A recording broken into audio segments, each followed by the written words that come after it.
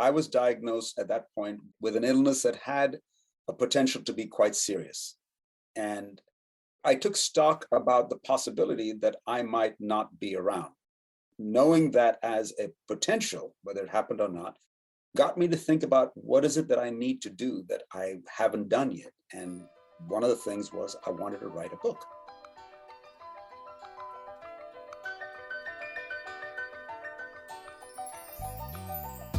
Hey everyone, this is Kim O'Neill from the Every Day is a New Day podcast and live show, and you're listening to the Going North podcast with the hilarious Dom Brightman. Be sure to subscribe to his show so you don't miss any episodes, and remember, every day is always a new day.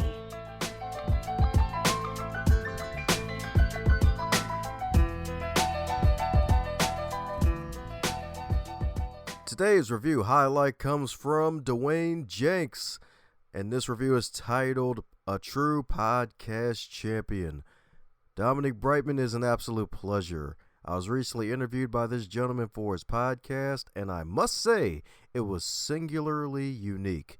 Enjoyable experience that I would be hard-pressed to forget anytime soon.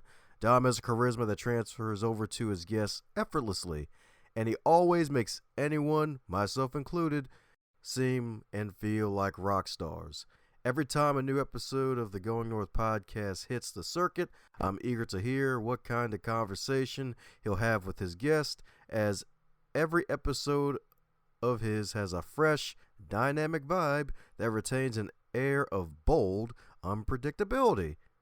If you're looking for a voice and positive energy that you won't find anywhere else, Mr. Brightman is your man, and you've come to the right place. Thanks a bunch, Dwayne, for the 5 stars, and now let's get on with the next episode. And today on the Highlight Reel Builder for Authors, known as GMP, the Great, Glorious, and Glamorous, is the Going North podcast. And we got another super special, awesome human for you today, courtesy of my good buddy Tony and Johnson, all the way from the west side. That's right, indeed. And she brought me back to the east side because we got one heck of a guest for you today. That's right, indeed. Because today's guest is an award-winning director, as well as editor, actor, and writer that has appeared on the ABC show Quantico as Omar Sayal, as well as head of Pakistani intelligence on Madam Secretary, as well as the Prime Minister of Pakistan, and he also was on Law and Order SVU as Niraj Patel, and many, many other roles. And my man's a bit of a Renaissance man as well, because he was born in New Delhi, and he's been educated in England, Egypt, and Bhutan, India, as well as the United States. So let's give it up for the sensational and kind Shiva Kumar. How you doing today, Shiva? I'm doing great. And how are you, Dom? Doing well, even with the extra water. Excellent. But my goodness, first ever time on Going North. My man's got a whole bunch of work out there, and it's your first time on the show. So usually I like to get the backstory of every guest that pops on the show for the first time, since we got some folks who may have not heard about you and they lived under 5 rocks. So mine filling us a bit on the wonderful Shiva himself and how you got to where you are today. Well, for the last 30 years, I've been a filmmaker, and I've done a number of films, documentary shows. They have been largely on the Holocaust, and some of the books I wrote were based on that also. So those have been on PBS, and I've also done a lot of corporate videos, a lot of commercials, and that's kind of what kept me going for a long time. But I was always interested in more creative pursuits. Not to say that that wasn't creative, but it was not in the direction I wanted to go in. Writing and acting were 2 things that I was very interested in exploring. And in 2015, I started moving in that direction. And the times were changing, because in the 80s and 90s, I tried to go out there, but the diversity just wasn't there. So there was no chance of me getting a role, or not easily. But now it's opened up. So shows like Quantico and Law and Order and Madam Secretary, and I even did something for Tyler Perry called All the Queen's Men. So these shows are, opening up, and it's giving me an avenue to do these roles. They're small roles, but they're interesting and pivotal, and, they're something that I enjoy doing, but also gives me time to write. So I started writing in 2015, and I just wanted to work on this one story, which was in my mind from when I was a child. My father used to tell me these stories from the mythology of our culture. And I remember just being excited by them, always wanted to learn more about it. And then after I came to this country when I was 14 years old, I started reading all kinds of science fiction and fantasy and just fell in love with that whole genre. Lord of the Rings and Ursula Le Guin and Roger Zelazny and Heinlein and Asimov and, you name it. I went through the whole gamut.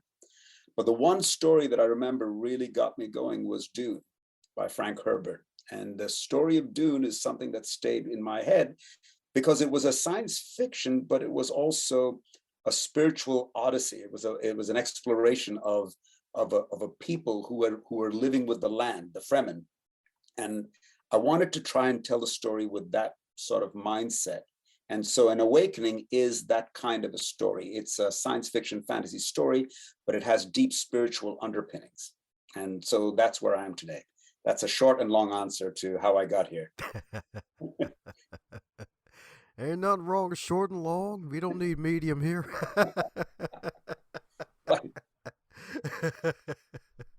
But hey, it's all good. It's all good. And it's beautiful that you're able to express your creativity in multiple ways now, especially now that things have opened up a bit. It's like, all right, cool.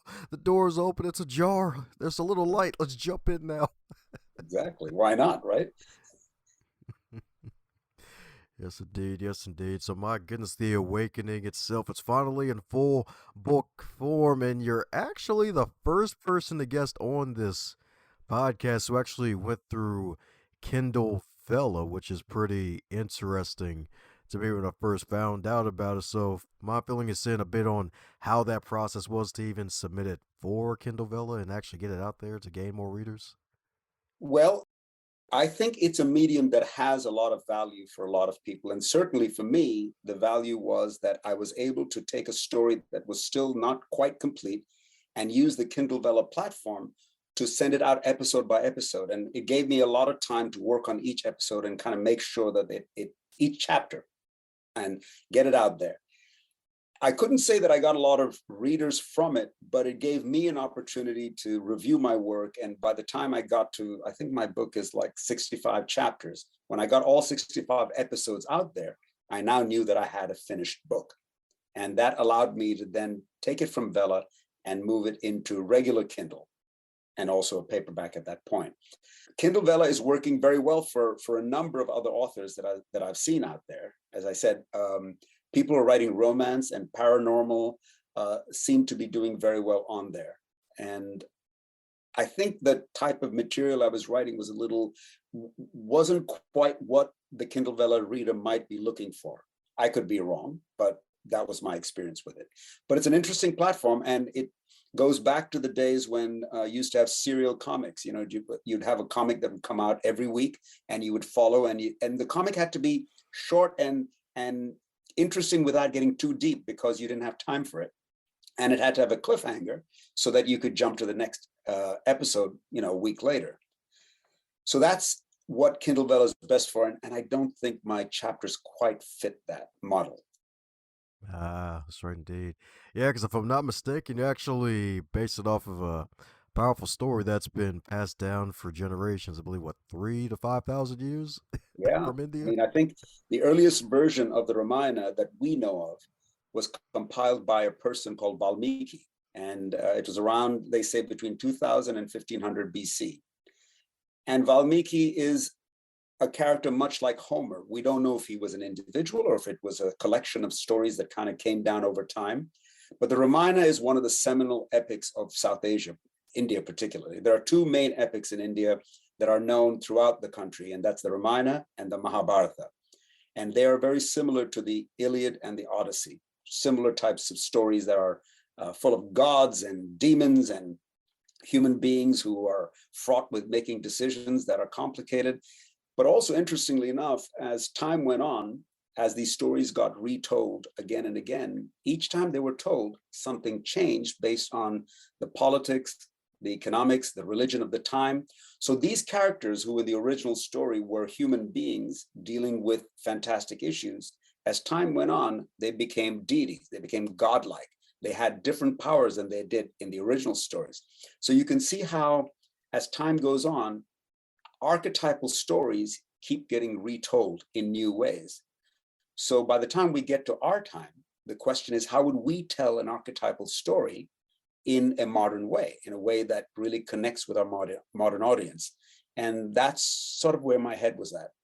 The other thing I was looking at was, if these heroes, and take any of these great epics, they're always heroes, and most of them are always men. There are very few female heroes. They're always male heroes. And they go about doing these heroic deeds, and the collateral damage is staggering. I mean, millions of people die in battles. Wives are pining at home. Daughters are sacrificed.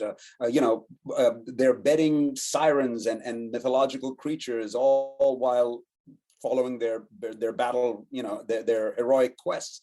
So the question I was asking is, if these people become older men and are looking back at their life, would they look at it and go, oh, I was such a great hero? Would they say, I did some really shitty things? And my book takes the point of him as an older man looking back at his life and saying, I need to atone. I need redemption. I need to fix the things that I did that were horrible when I was younger. And that's kind of where I take my story from. Love it indeed, love it indeed. Always got to love a beautiful atonement comeback story. Exactly. Whether he finds it or not, we won't know until the end of book 3, but that's the journey he's on. That's what I'm talking about indeed. So my goodness, so book 1 is done and out there in the world. What's it looking like for book number 2 in terms of progress? Well, when I started this book, I started writing in 2015 and I finished in 2017. And over the 2-year period, I wrote something that was so huge, it was all 3 books. Then I broke it into book 1, book 2, and book 3. So in essence, book 2 and 3 are written. They're in draft form. They just need to be cleaned up and fixed up, but they're essentially done because this was one story. It wasn't, and it's not like each book is a standalone. They really, like in the Lord of the Rings or whatever, you finish the first book and it literally is a cliffhanger and you pick up book number 2. So my first book is called An Awakening. Book 2 is called A New Reality. And book 3 is called Path of Destiny. So it's kind of set up and ready to go. So I'm just waiting to do some more work with book 1, get the marketing out there, get people to read it, get a bunch of reviews, and they're starting to come in, and some whatever awards, reviews, whatever it takes till it's good enough that then there's some anticipation for book 2. So that's the plan. That's what I'm talking about, dude. Well, that's great. That's actually really great because it's like the heavy work is basically done for the most part, depending on what the editor says once they get their hands on part 2, book 2. Right. But I'm anticipating that as now people have started reading the book and reviews have started coming in, and I've got some write-ups in newspapers, it's starting to connect. And I was worried because I was writing something that is complicated. It's not easy reading, and I would be lying if I said that you just jump in and it's easy. My father, who was 94, tried to read the book and he said, I don't know what's happening. There's so many characters in the situation. I said, Dad, I appreciate that you want to read it, but it's really, you're not the demographic I'm going for. So thank you very much for trying. I appreciate it, but that's all right. So it's complicated. It requires focused reading. But when I was younger, I used to read books like this all the time. I mean, Dune, it took me like 3 times to get through the first 100 pages because it's dense. But once you get past it, you have to understand the world that they're trying to build. And the world building is complicated. There's so many political factions that are vying for control, and each of them have their own agenda. And you have to understand all of that before you can start telling the story. In some ways, my book has a similar situation. It's a multi-generational saga. There's family issues involved. There's interstellar issues involved. And the story is being told from the point of view of a sentient spaceship, an AI spaceship. The name of the spaceship is Maya. And Maya is the one who is recording the story and telling us the story.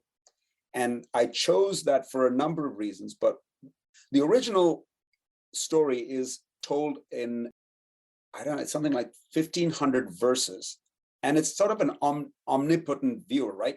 You get to see everything. But in the way people write today, you need to have a close first person POV or a close over the third person POV where you're literally in the action. And I thought, how do I provide all of this other information to tell the story if I'm just looking at it from the perspective of each of the characters? So I thought, okay, here's this AI who is probing the dreams of our hero and is able to fill in all the gaps in between with data that she has at her hand. I mean, she's got all the annals of history from the beginning of time in her data banks. So I thought she could be able to fill in the story and fill in the gaps. So it's almost like recorded entries that tell you a little bit about the time, and then you go into the real story. But also, she herself is the first of her kind. She's a spaceship that is thinking, and she wants to know why she's alive. What is her purpose, and where does she want to go? So there's this dual journey between this man who's looking for redemption and this spaceship that is looking for its destiny, its future. And that's the journey that we're taking. And one heck of a journey it is indeed. And it does make sense indeed because it's a story that doesn't have the Western way of thinking that's usually quick and in your face. It's an Eastern philosophy where it's like, oh, a lot deeper, been around a lot longer. You have to actually use your whole brain here. Yeah. So the spirituality of it, or the idea of divinity, is part of what this search is for. And it's trying to recognize that the world that we are living in now, we're depleting it. It's we have climate change, we have fires all over the place, we have food shortages, we have a whole number of things, and especially in that part of the world, South Asia, we could be underwater within 50 years because the seas are rising and flooding is happening. So my thinking was that if there was a country that had a real need to get itself out there and has the technology and has the people who could conceive of this and have low-cost space programs, maybe it's India. And if India could launch the rockets that could start colonization, that might move it into the forefront of the space race. At least that's the kind of background that I have presupposed in this, and the rest of it takes place based on that. And the idea is that the planets all over the universe are not random creations. They're not just accidents of nature. There is some greater power that is holding all of this together. And when we deplete our planet, we are depleting its soul. We are killing it. And if we go to another planet, are we going to do the same thing? Are we just going to go rape and pillage yet another planet? And is that how humanity is going to grow? Or are we going to understand that there is something divine in this creation? And that's the exploration that's going on over here. That's what I'm talking about indeed. So in a way, it sounds like it's also a hidden or not so hidden message to folks is like, hey, try to take better care of the planet. Absolutely. But, I doubt it's going to really fall on any listening. I mean, there are many people who listen and believe, but as a race, as a series of governments, we're woefully lacking in our collective ability to stop this.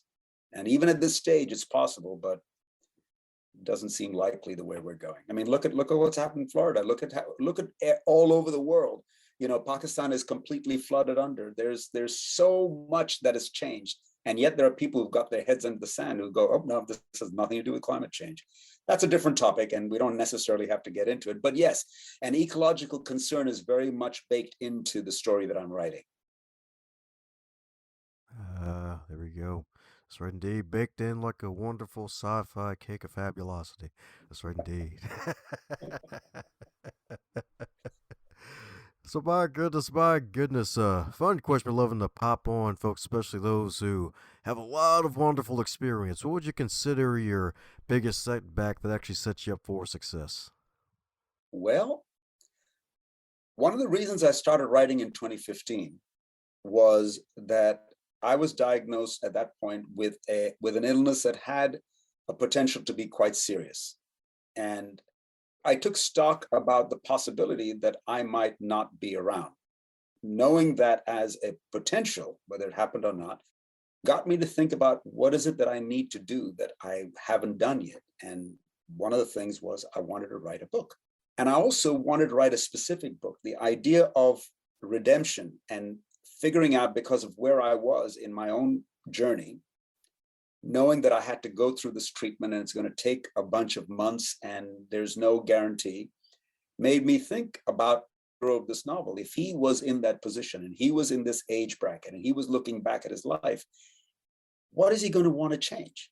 And how far will he go to make that change? And that's part of what I went through. And the process of dealing with the illness got me to write this trilogy.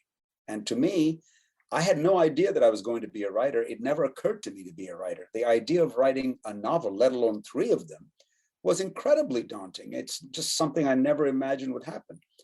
But because I had no choice, I just sat down and started writing. And once I started, it flowed out of me and I just literally couldn't stop. There were days when I was on my computer 8 to 10 hours and I was just typing. And it was almost as if, talk about divine inspiration, it was almost like it was talking through me. I mean, these characters already were alive and they knew what they wanted and I was trying to catch up. And that's how it felt. And my wife tells me that it was the thing that saved my life, in the sense that I became so focused on taking care of this that I wanted to survive, to get it done and finished. And sure enough, it got done and I'm okay, all's well now, but it was a wake-up call. And so I would say that was the moment that was the darkest and yet the brightest. It's kind of interesting how that works with a lot of folks. It's like, oh yeah, just going through life, going through the motions, and then you get a diagnosis like, hey, you could be dead within like 6 months to a year, and it's like, oh darn, I have to get out here and do what I really want to do now. Gotta get working. Exactly. Yeah. So that's right. You know, and I'm happier now than I've ever been, because the creativity is just flowing out, and I know that I've got nothing stopping me except for, you know, the end. And until the end, I can just keep creating. So, you know, these 3 books are written. I've got another book, a fantasy horror that I've kind of finished. I've got a screenplay that I've just about completed, and I've got 6 other ideas of stories that I would like to get out there. So it's a wonderful time, and I'm very happy that I went through that, because I don't think I would have realized how important this aspect of my life would be if I had not gone through that moment of saying, God, this could all end tomorrow. Oh yeah, that's right indeed. That hard truth right there, that hard truth indeed. So my goodness, so when you're on the guest side of the game on these podcasts, is there a question that you wish folks would ask you more often? I can't think of a specific question, because I kind of go with the flow of whatever's coming at me. So your energy is feeding off my energy, and we're working together. I'm excited about what I do, and I hope my enthusiasm about my story and my vision comes through. And you know, I'm happy to talk about just about anything, because when you write a story like this, it is history, it is mythology, it is culture, it is fantasy, it is technology. I mean, I had to do a lot of research on all sorts of things. Quantum physics fits into this. I had to figure out how spaceships would travel in the future. I'd had to figure out what a sentient spaceship would be like and how would it merge with the person. So there's so many aspects to telling the story that, I mean, a conversation could literally go in any direction. I'd be happy to follow it to where it goes. Oh yeah, that's right indeed. That's right indeed. Yeah, because if I'm not mistaken, like I guess part of the book originally it read like a screenplay because of your director experience, right? In fact, absolutely right. And it was a people who were reading my book, who were writers, were saying this looks like a screenplay, because I was visualizing everything, because that's how I kind of come at this, since I'm a filmmaker and I've worked in production for so long. I saw things in my head and I would just write what I saw, and it was visually very interesting and very exciting. But one of the things I wasn't doing that much in the early stages was going into the head of each person.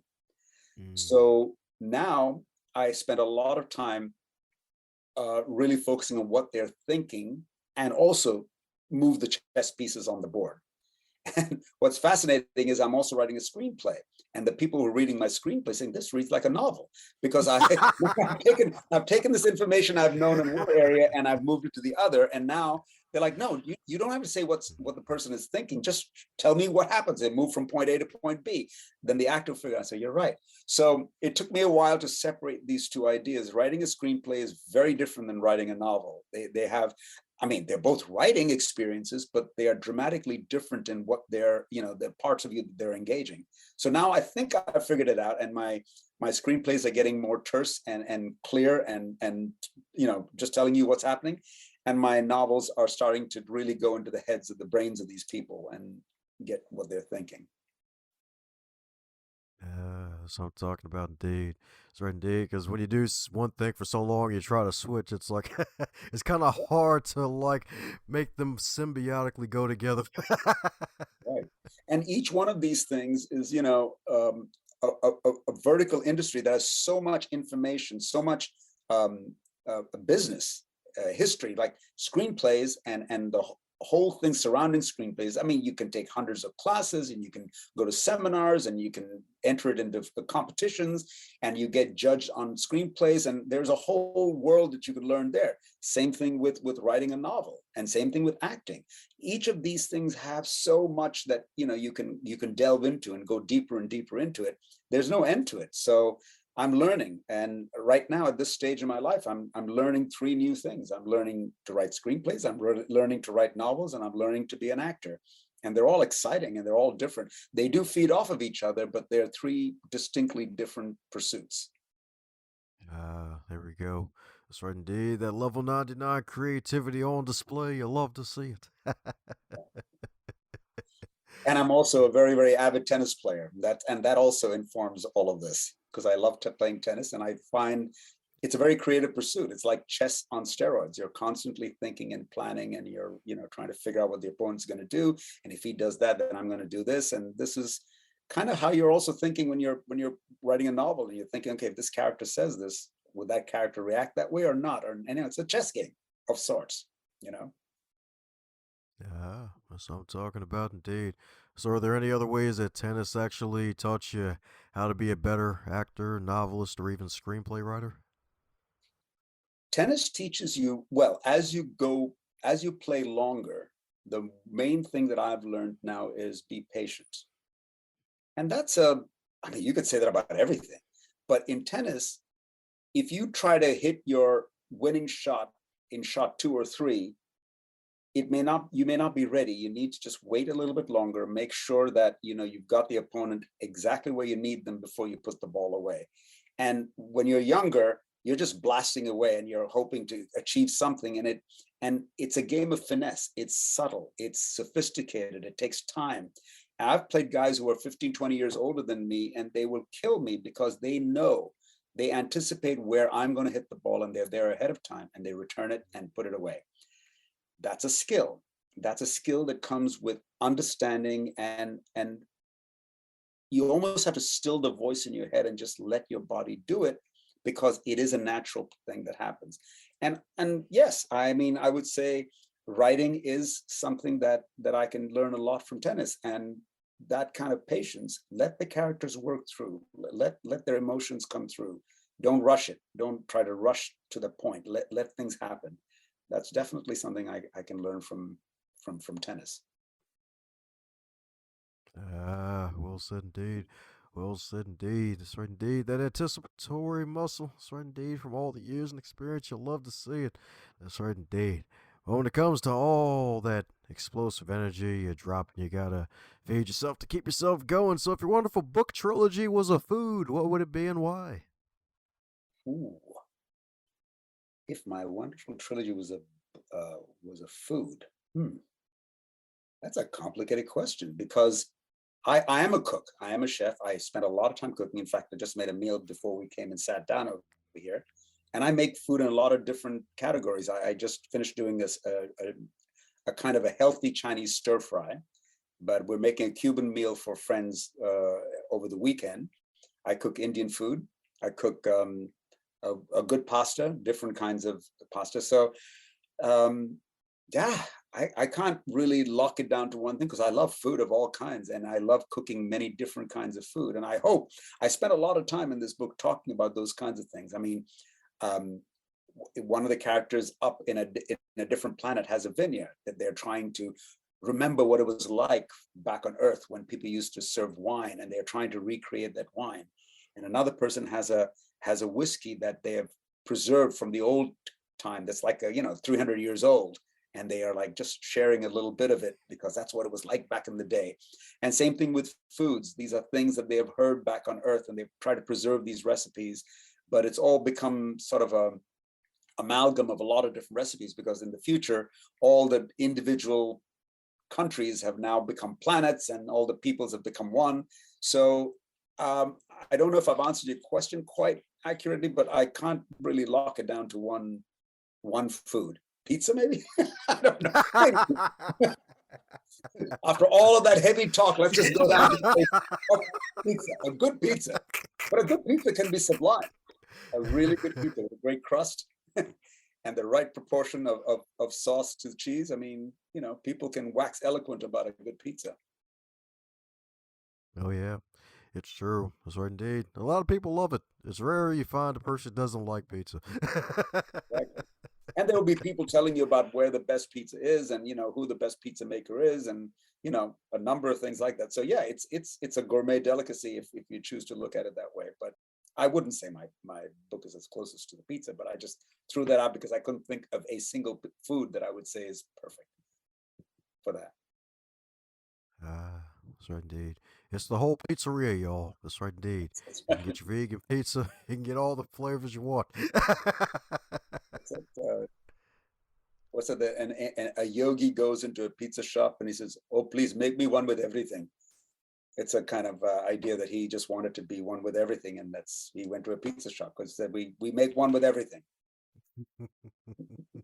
There you go. That's right indeed. The folks who ate pineapples will get mad, but it's okay.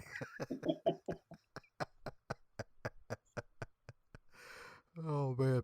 Well, we're coming down to the magical question that every guest gets to receive, and that is if you're to wake up tomorrow and you're 25 again, but you're still in the current year of 2022, what advice would you give to yourself? Well, I would definitely tell myself to not be scared of the dreams that I wanted to pursue back then, but was afraid. Fear is one of the greatest barriers that we have. Fear of failure, fear of not taking that risk, afraid that what will happen. I wanted to be an actor at 25. I wanted to be a filmmaker. I never imagined I would be a writer because that was too daunting. But I definitely should have jumped and gone in that direction. Not to say that the direction that I took subsequently was a wrong direction. It was still in the world, but I'm talking about really go past your fears. And so that's a big thing. And when you're young, you don't even realize that you're afraid of certain things. You just walk away from it because you say, "Oh, that's not what I want." That's not. But deep inside, fear holds us back. And looking back at that 25-year-old, I would say, don't be afraid. Trust in yourself, because you know what you want and you can get it. Just go for it. Just go do it.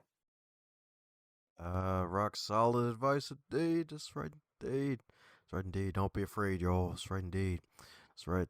Who knows? That fear may be a compass. It's like, all right, you got to go faster towards it. That's right indeed. Embrace those dreams. That's right. Yeah. Like you're embracing yours. Oh, yeah. That's right indeed. Get to connect with super special humans across the globe. You'll love to see it. That's right indeed. That's right indeed. That's right indeed. So I know folks need to keep in touch with you and follow you on your journey and be on the lookout for part 2 and part 3 and all the other books that are going to be cooking from the magical mind of the wonderful Shiva. So for those need to do just that and keep up what you're doing, what's the best way for folks to do so? The best way is, I guess my Instagram is really where people would want to follow me. And if you ask me right now what that what my link is, I would not know. I know it's Shiva K28, but I guess it's Shiva K28 at Instagram. Geez, I should know this. That's one of the things that I should be aware of. But that's really the best way, and I can probably follow up and send it to you if I did not already. But yeah, I mean, Instagram and I have. I'm on Facebook. I'm on Instagram. I'm on LinkedIn. I'm on Twitter. So there's a lot of ways to get in touch with me and follow up. Woohoo! Well, there you have it, folks. We're going to put a link to that in the show notes, indeed. That's right, indeed. That's right, indeed. Follow the wonderful Shiva on the IG. Slide into her DMs and be like, hey, I made it through book number 1 after 5 months. That's right, indeed. My mind needed a break after the first 100 pages. That's right, indeed. You lived up to the Doom love. The love of Dune. And recreated a masterpiece. Can't wait for part 2. Hopefully it'll be the love of an awakening now, rather than the love of Dune. That's really where we want to go. Oh, yeah. That's right, indeed. That's why I guess it's somewhat popular to say stay woke, I guess. Yeah, I guess. It's a word that was not very popular when I was younger, but now we know what it means. Stay woke. Well, just the ability to write about. See, the science fiction fantasy world that I grew up in and reading was essentially a white world. It was mostly written by white people. It depicted situations where there were mostly white people up in space. And while as an Indian kid, I could imagine that it might be me, I realized it wasn't me. But today we have gone from what used to be a sort of largely, the center point of view used to be a white-centric view, and every other view was sort of subordinate to it. But now we're in a place where it is one of the points of view, and other points of view are taking over, and that's great. So yes, it's one point of view, but now you can have South Asian science fiction, Filipino science fiction, you can have Japanese, you can have, from down under, you can have Australian. No matter where, you have those centers of activity, and there's no reason why we can't see ourselves as the heroes up in space, or the heroes who, have these heroic deeds, because these stories have existed in all our cultures for the longest time. So it's about time that we find ways to bring it into the mainstream. Oh, yeah. That's right, indeed. That's right, indeed, because there's multiple colors out there, indeed. Multiple creeds, cultures, and religions. That's right, indeed. That's right, indeed. That's right, indeed. That's right. So everybody can get a slice of that wonderful pie. That's right, indeed. Whether it's pepperoni or apple, doesn't matter. Exactly. Woo! So there you have it, folks. Follow the great Shiva indeed, and be on the lookout for more of his work indeed. That's right, indeed. So any parting words before we close up shop? Well, I just thank you for the opportunity, and I hope I'll find some interesting new readers based on this wonderful podcast, and I appreciate your time. Thanks a bunch for gifting us with your time and your ears to this podcast. If you want to make yourself even more super special awesome, like, subscribe, and share this with somebody that you care about, and spread the word, so that way we can get this show out to as many people as possible and encourage them and inspire them to one day become published authors of their own and join the business of immortality. Advance others to advance yourself.